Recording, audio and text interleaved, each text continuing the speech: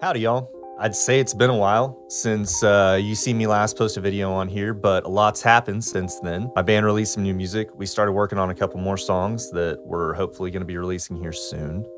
I spent the better part of the last 2 months in and out of the hospital. That was not fun, but I think that thankfully we're on the turnaround from that. Also, in my time away from the camera, I made a pretty cool connection with Mr. Tyler Campbell over Instagram, and he's the CEO, product designer, builder, what have you, of a unique new ribbon microphone over at Alder Audio. Today we're gonna be checking that out.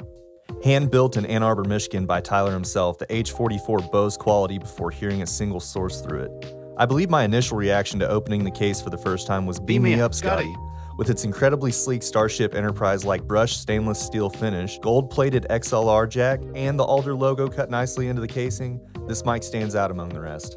What sets the H44 apart from other microphones in its class or category would definitely be the herringbone corrugated ribbon design that's specific to Alder Audio. Tyler actually provides a wonderful video explaining how this method of production makes for a stronger ribbon at little to no cost to the sensitivity or overall tone of the mic.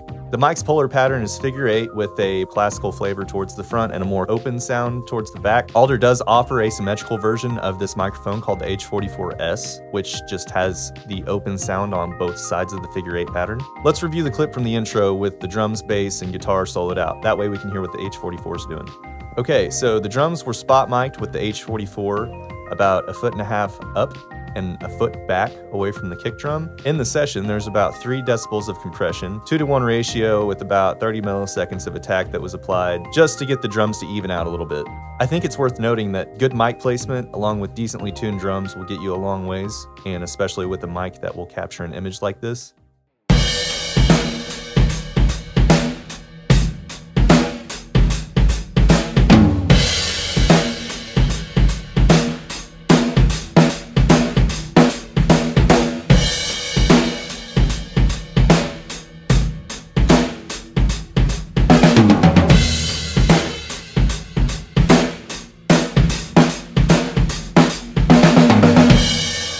For the bass, I reamped the DI signal through an Ampeg SVT7 and an 80s era Marshall 1553 bass cab. The cab has 2 10-inch and 1 15-inch Celestion speaker, and the Ampeg was set to low gain.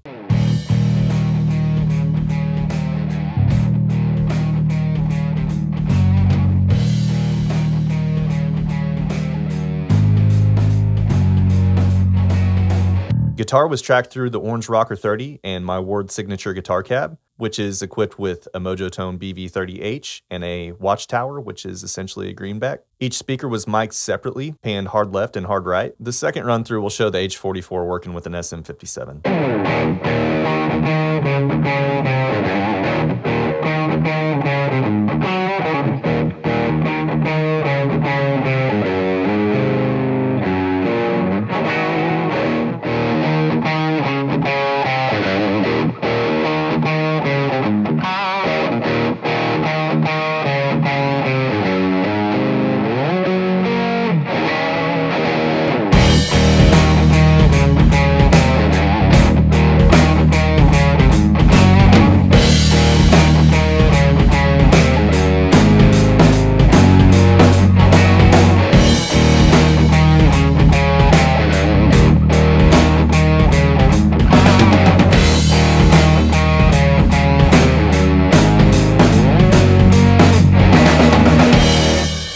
Alright guys, here's my 4 impressions. This mic is a great tool for adding warmth to maybe source tones that are very bright. The second thing is I feel like the overall response from the microphone is very natural and balanced. Number 3 is that this mic will work on more sources than it won't work on, and I say that in a way that it's still distinguishable. It has character. It's not the same as how like an SM57 will work good on most things. An SM57 is going to sound a little bit bland or, you know, mid-humpy or however you might describe it.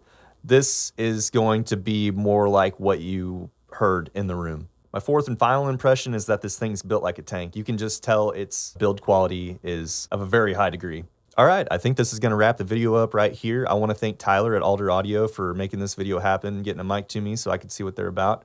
Really impressed, and I think that you should keep on doing what you're doing. Thanks, like and subscribe, share the video. See you.